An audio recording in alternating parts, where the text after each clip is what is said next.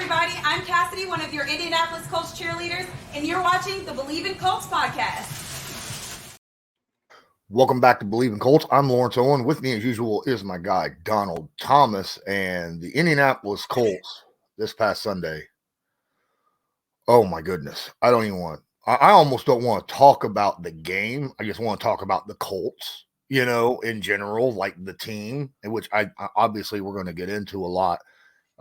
But yeah, defense did not look good against the New Orleans Saints, and I was afraid that was going to happen when it came to the pass defense. I predicted that, and I was worried about it, and it happened. And now, you got social media all over the place just calling for Gus Bradley like that's his fault, but at the same time, it kind of is if you look at it in a specific way. Donald, what was your thoughts of the game this past Sunday? Well, Lawrence, complete disappointment, so to speak. You said calling for Gus Bradley, and coming from a player standpoint, the only way you call for him is if we really get a report that guys are truly unhappy and are not playing well in that system because of his system. I don't know that to be a fact. I don't know that to be remotely true. And I'm not saying you're wrong. What I'm saying is this. From the outside looking in, and I'm on the outside of 56th Street now, right? I'm not on the inside of 56th Street. I don't know what goes on 7 days a week over there. I don't know the feel. I don't know the flavor. But those guys are NFL players. And they're there for a reason. And they're there to make plays and to, the bare minimum, like not blow a coverage, the bare minimum to be able to hold up against a double team, the bare minimum to wrap up on a tackle. That ain't Gus Bradley's fault. It's not Gus Bradley's fault. That comes down to the player. And so I always get upset because, you call for a coach and whatever, it starts at the head. So if we want to be real, let's not throw the coordinator under the bus. Let's throw the head coach under the bus. And let's start from there. I'm not saying he needs to go at all. That's not what I'm saying. But if we're going to talk about a system and all that kind of stuff, he has the power to tell Gus Bradley to blitz more. He has the power to tell Gus Bradley to switch some things up personnel-wise. So if we want to be real about it, let's start from the head. And that's the head coach. And then work our way down. Well, if we're going to go to the head coach, why don't we go a little bit higher? Why can't we go with, Ballard and say, hey, look at the situation we're in.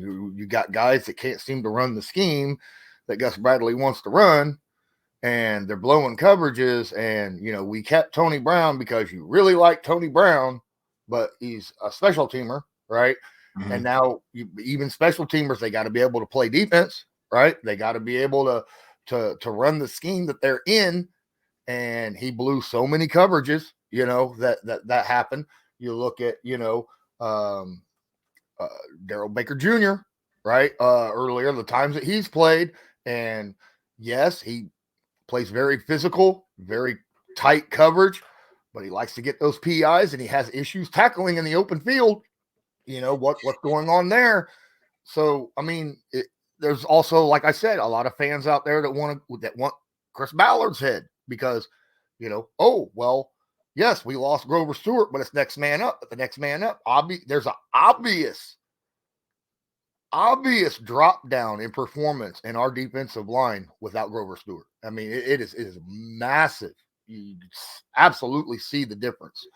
Now, that could speak to just how good Grover Stewart is.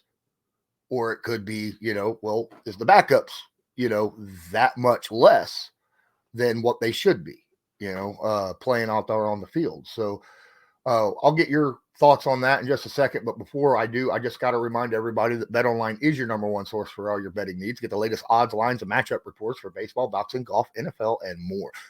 BetOnline continues to be the fastest and easiest way to place your wagers, including live betting and your favorite casino and card games available to play right from your phone. Head to the website or use the mobile device to sign up today and get in on the action. Remember, use promo code BELIEVE, that's BLEAV, to receive your 50% welcome bonus on your first deposit. BetOnline, where the game starts. So does Chris Ballard, should he be shouldering a little bit of this blame as well? June 13th, 1959, in Lincolnwood, Illinois, a man was born by the name of Jim Irsay. Okay. We want to talk about someone's head being on the chopping block. Jim Irsay's head's not on the chopping block. It's not happening. He owns the team. We get that. But when you are as vocal of a owner as you are, as involved as an owner as you are, everybody just cannot be the scapegoat all the time.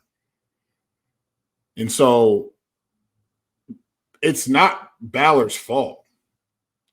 Ballard's decision-making is the best decision-making that he can possibly make, that he feels he's making. Now, is that the right decision-making for the Colts? Clearly it's not. But whose fault is that? Is that Chris Ballard's fault? No. It's Jim Irsay's fault. Let's just call a spade. Because at the end of the day, there's been questionable roster moves and decisions that have been made for the past, 5-6 years. Right. And so when we look at it from a standpoint of like, okay, this is the D coordinator, no, it's the coach, no, it's Ballard. Like, no, like, let's look at it from a standpoint of, if you're going to be that involved with your franchise, find someone that's going to make good decisions or override those decisions if you're that much involved. When I look at it from a standpoint of, and I hate to say it, and every Colts fan is going to hate me for saying it, but I'm just saying from a standpoint of when I was with New England, right? Bob Kraft was very involved with the team, and he also put full trust in Belichick to make the right decisions. Did he step in sometimes to alter those decisions? There were some times where he altered some decisions, and some things didn't go. It was an override on certain decisions. So when we look at it from a standpoint of the Colts, there's been decision making that's been made for the past few years, and this guy has not been let go or anything like that. So when you look at it from a standpoint of make better decisions, get better people in the front office to make better decisions for these players, and get the right players in the right spots. Now we talk about Grover Stewart. Yes, 100%. It is showing how good he is in the middle, right? But it also comes down to doing your research and finding the right guy to be the backup, because we all know there's a 90 or 85% chance that guy's going to play this year if he's on the 2-deep roster. Mm-hmm. So let's make sure we find the best guys for those. And you can't sit there and tell me that we can't find somebody good enough to fill up a backup role, knowing that some guys are going to go down during the season. Look at the secondary. Secondary's banged up, right? And now we're trying to find, like, are we just finding starters and not doing our due diligence? Because a good GM, a good player personnel guy, a good VP, what they're doing is they're not just finding the best starters, they're finding the best roster. They're finding the best guys to step in and feel like, this guy could be a starter in the win the starting positions like this. Now there's superstars, and it's not even close. We get that. We don't have superstars in the secondary. Do we have one? No, we don't have perennial Pro Bowlers and a Jalen Ramsey type corner. We just don't a Sauce Gardner. We don't have those guys. So when it comes to us really doing our due diligence and making good roster moves, it's about the guys that you don't hear about. It's the guys that you have to go to training camp and really watch and be like, yo, this dude is for real. And he's not starting. That's how good we are this year. And it's like now, it's like every time we get an injury, it's like, oh crap.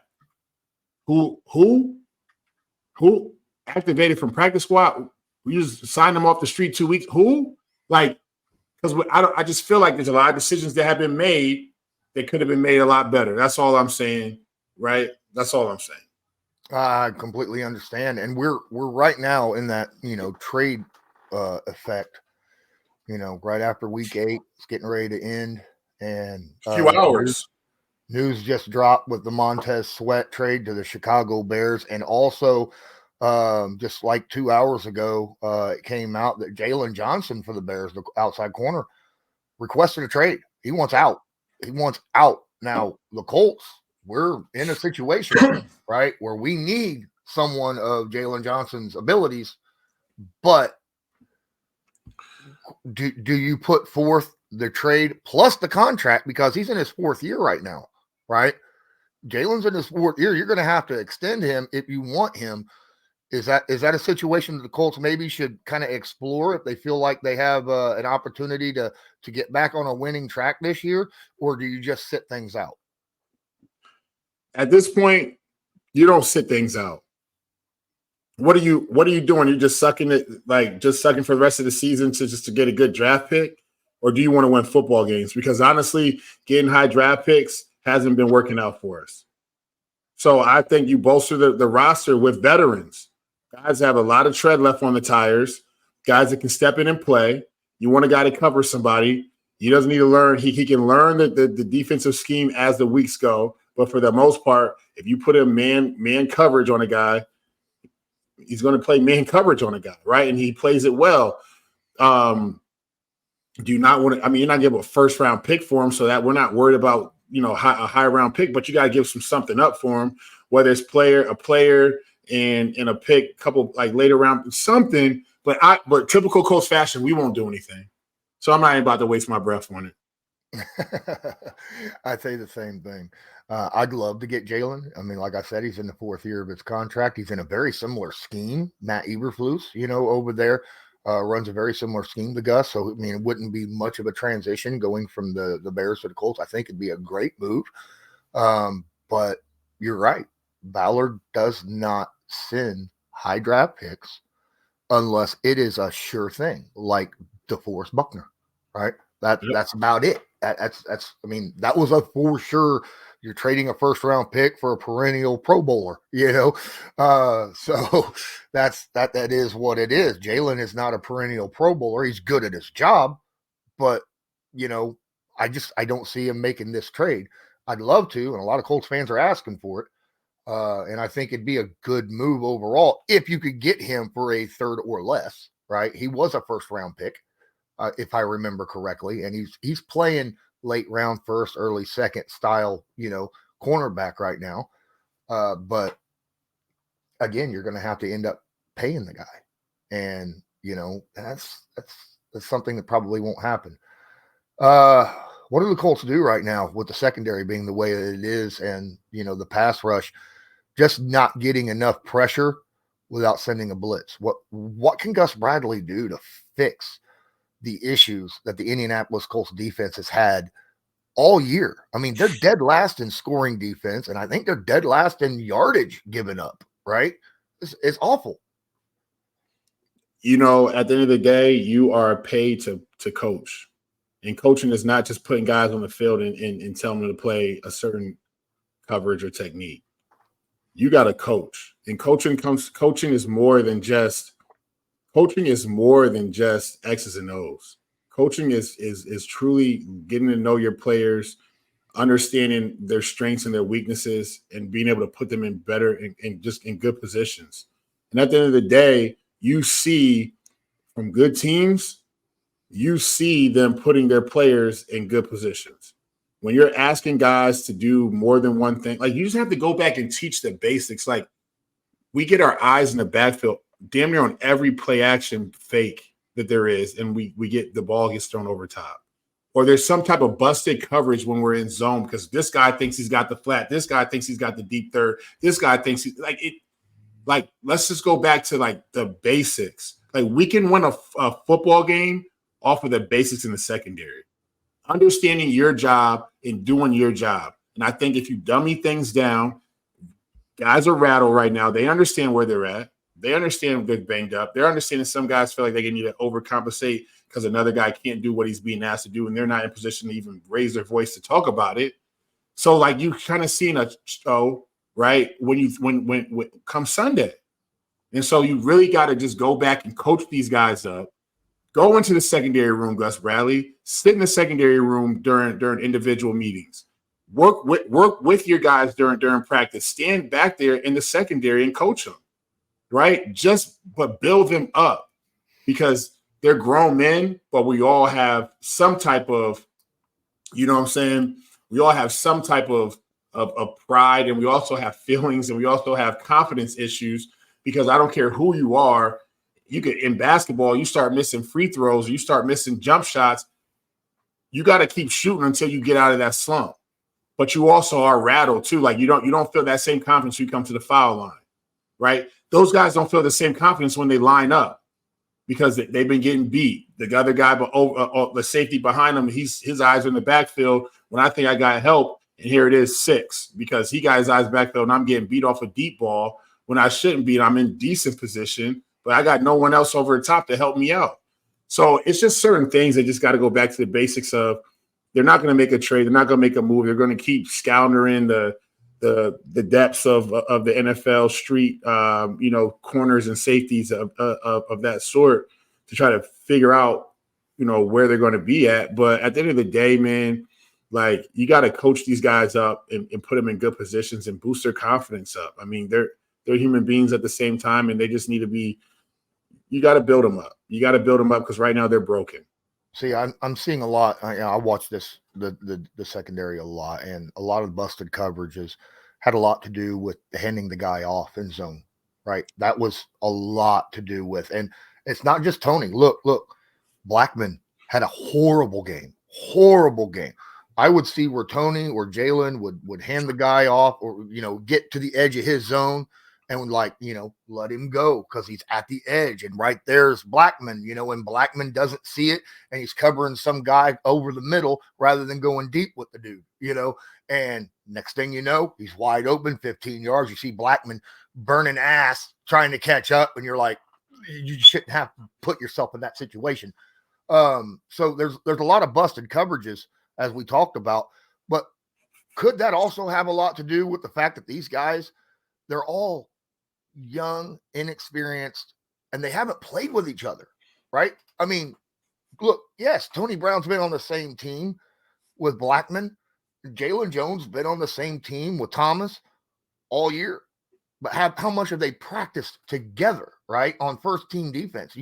They haven't really a whole lot because, injuries and stuff, they come up.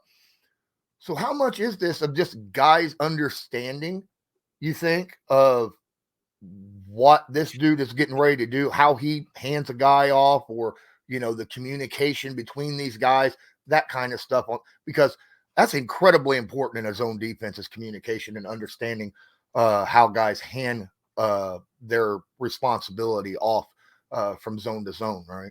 It's huge. It's huge. And the only time they probably did really get reps together was probably during training camp when they would just mix things up. But that is during practice. Is you're not playing for anything, right? You're just trying to get better. One of the key things is going to be them gelling together. You really don't see that, in the first beginning of the season when you have young guys. And so I think it was a few weeks ago, we talked about, the Colts having a veteran back there to kind of bolster that whole unit and making sure that, because honest to God truth, your safety back there is your last line of defense / saying he should be making some calls back there from what he sees from his vantage point, because we're not blitzing the safety. I don't know the last time I've really seen Rodney come in on a blitz and sack the quarterback, right? So he's back there in coverage. They're just in bad spots. And I don't know if it's just straight zone confusion, right? I don't know if it's a lack of them playing zone from college or lack of them playing zone, period, right? And they're just used to more man coverage. But whatever it is, they've all got to just get on the same page with each other, especially the simple fact that, there's so many busted coverages every single game. It's not like it's just a couple here, what just happened? It's 6. And then you see it on the replay. You're like, how did he get wide open? You'd be like, they both just dropped him. And it's somebody's got him. Somebody's got that deep part of the field. So it's a lot to work through. Unfortunately, it's happening during the season. I would really like to see the Colts. I don't want to start talking about next year, but just looking forward. If I'm Ballard, if he's still there, if I'm Irsay, I'm making it a real precedent. Who is that top corner or who's that top safety hitting free agency? I don't want a rookie anymore. I don't want a rookie. I just don't. I don't want another young guy because we have to keep talking about this because there's only a few that can step in and play the game right away. That's all we have is young guys. I'm outside tired of Kenny Moore. Right. And he ain't lighting it up either. Nope. And okay, so I am going to I am going to shout out Rodney Thomas a little bit. He did make some plays. Wasn't good enough, in the end, but still he was out there trying to make some plays out there. He looked to me like the best defensive back that was back there this past Sunday. But another thing I want to discuss about the secondary is, the decision-making process of Gus Bradley. We all know Gus Bradley is his own defense guy. And you got this inexperience. We talked about man coverage. Now, my thought is, should he be playing man coverage with all these young guys? Because everybody comes out of college playing man coverage, knows how to play man coverage. It's basic, simple football. Zone takes a little bit of time. You got to trust and understand the guys around you as well. In zone, that's more of a team thing for zone rather than man on man when you're playing man coverage. But there might be a thought process with Gus. The more I let them play man coverage, the longer it's going to take for them to understand how to play my zone scheme. If I'm having them practice and play man, then how are they going to get up into being able to play my zone the way I want them to be able to play if I'm not having them run those reps with that zone? So that's kind of a balance thing that I think Gus has to balance out. They might play better man right away. Go in, you might play better for a game or two, but if he wants them to play zone long term, he's got to let them play and take their bumps and bruises. What are your thoughts on that? So it comes down to hiring and firing, right? And so you understand that, there's a lot of returning players from last year. When you hire someone to come in, you can't just hire someone because they're your buddy or them to have success somewhere else, and you think they can just do a good job from team to team. It just does not work that way. When you look at from a standpoint of what's his name, the coordinator from the Chiefs going to Washington, he's not having the same success that he had when he was with the Chiefs. Now, granted, he had Mahomes and all that, right? Granted, he had a high-powered offense. But you can't take that same offense and bring it to a whole different personnel and expect them to be able to do the same thing. It's no different from if this guy is a zone-heavy guy and you don't have the personnel, nor do you think that you have the players that can comprehend and execute that game plan, you're going to struggle. And you're seeing that right now. You're seeing them struggle because, A, those guys are learning new concepts. B, they're probably not the best zone kind of cover guys. Like there's some corners and safeties that love zone and they thrive in zone because they can't cover man to man. And there's some guys that love man to man because they struggle understanding zone concepts. And you're seeing that right now with the Colts. You're seeing them struggle with zone concepts because they haven't ran that a ton in their careers. And then you don't have an older veteran that can really sit down because here's the thing. When I was learning new offenses and stuff, like I would always go to a guy that's been in the system and be like, hey, man, explain this to me. Break this down to me. Like, okay, so you mean to tell me that we're gonna disregard the guy on the end on the line of scrimmage? We're not blocking him anymore because from where I came from, we always accounted for him. Or we're just gonna let him run free. Okay, so this is our scheme here. If I have a guy here, like how much are you gonna help me out on this double team so we can talk and we can get used to this thing because I'm not used to running this type of offense. Now I can get used to running it. That's why I'm a professional athlete. It's going to take me some time, but help me help you, right? So I can make your job easier. You can trust me to do my job effectively.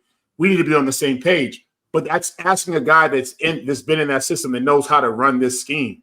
Now you're asking, it's like the blind leading the blind, right? I can't ask you for directions in the middle of the dark at midnight, and you never been down this road either. You don't even know where you at either. Like, we holding hands trying to fill this thing out, not to bump into anything.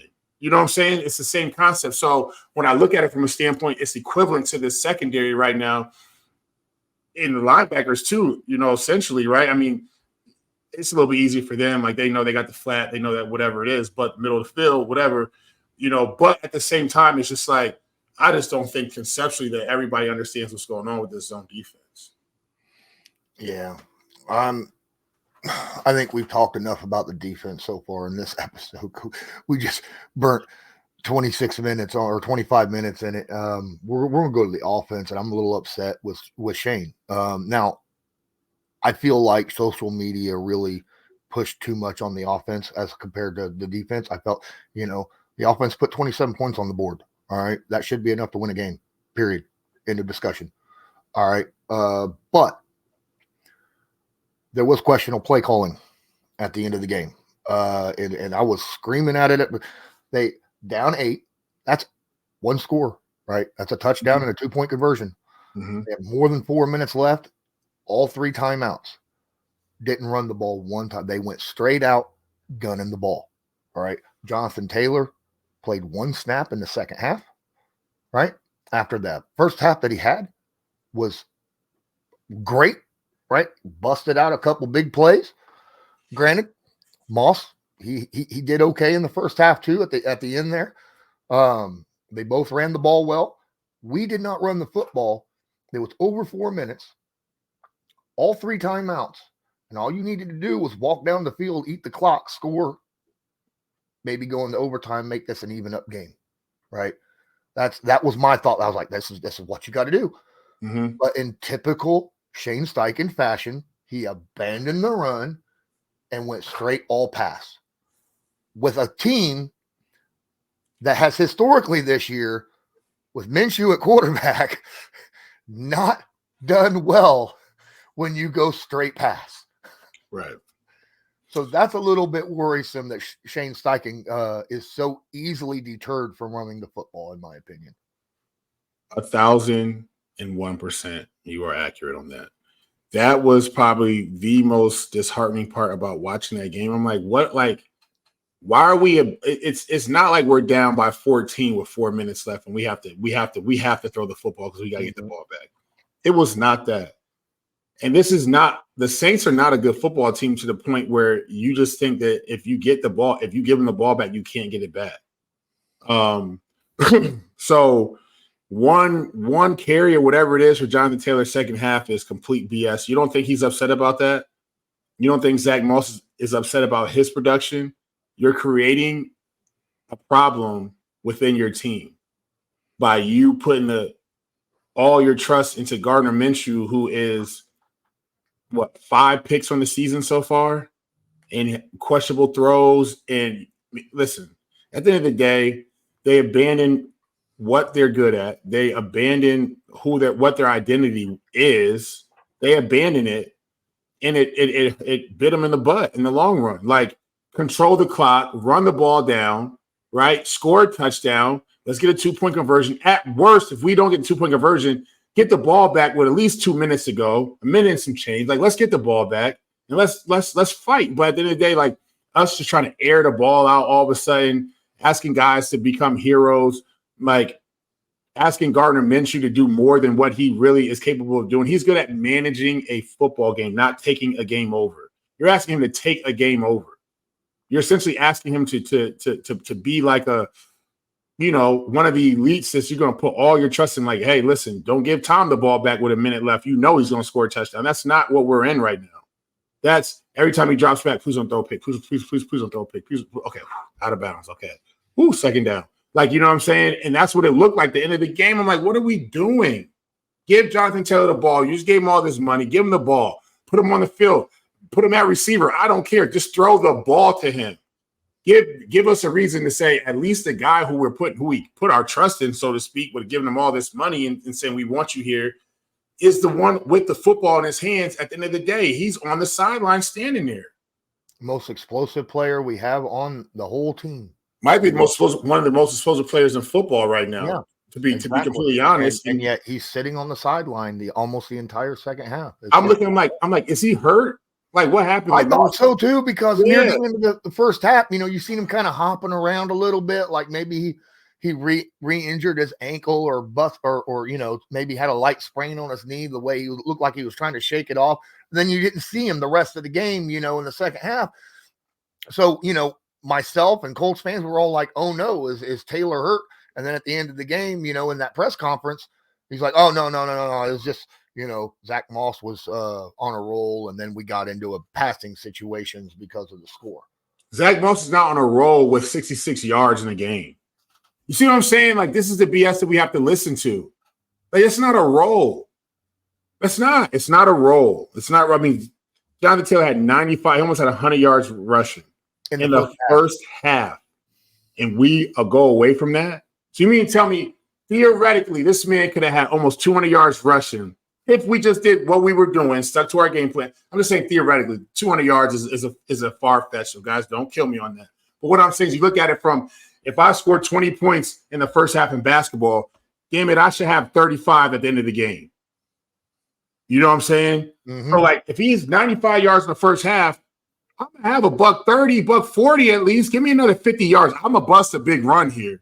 Mm-hmm. I'm going to bust a 50-yarder.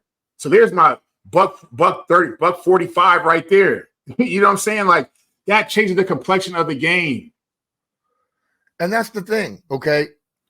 Literally, if a running back is not doing well in the first half, and when I say not doing well, not hitting at least 4 yards a carry. Mm-hmm. Let's say he's running 2-3 yards a carry. The second half, if you stick with it, he's going to do better, because that defense is bruised and tired, and you might be able to break off some bigger yards in the second half. If he's already getting 7-8 yards a carry in the first half, and you continue running the football in the second, holy crap. That, you're going to end up having a guy, you talk about, he's going to break a big one. Yes, he'll break another big one at some point, because these guys are going to be a step behind, because they're a little bit more tired, right. Don't want to get beat up the way they've been beat up on the offensive line. We got the offensive line to do it, and we went away from it. I get we were down 2 scores, late in the third. I understand that. I get it, but there was still plenty of time on the clock, right? Why did we have to go away from our game plan? Why did we have to go away from our best offensive producer? It just makes zero sense to me. Okay. But it is what it is. Hey, I'm happy for Josh Downs. Looks like he's starting to come into his own, What is up with that Alec Pierce catch? Dude, that was a catch. I don't care. His glove was underneath the point of the football, and then his arms wrapped underneath the ball when he hit the ground. They're saying it moved a little bit, man.